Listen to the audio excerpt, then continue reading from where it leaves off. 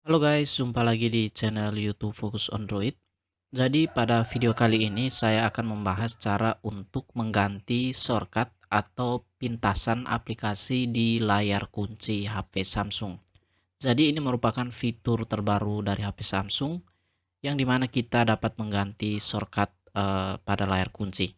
Nah, jadi pertama di sini kita pergi ke pengaturan, kemudian kita pergi ke wallpaper dan gaya.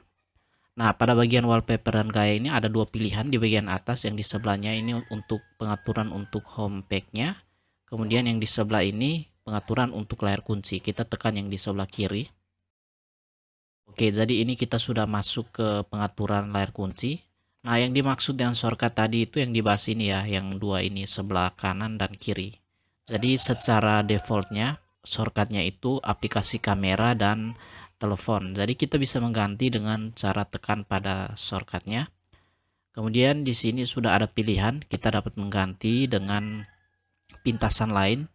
Kalian bisa pilih saja, atau di sini kita juga dapat memilih mengganti dengan aplikasi. Nah, jadi kita bisa langsung mengakses aplikasi langsung dari shortcut layar kunci ini. Jadi misalnya di sini saya coba ganti dengan center. Nah, ini sudah terganti. Di sebelahnya juga dapat kita ganti, jadi kita tinggal sesuaikan saja. Apabila sudah mengganti, kalian bisa tekan selesai.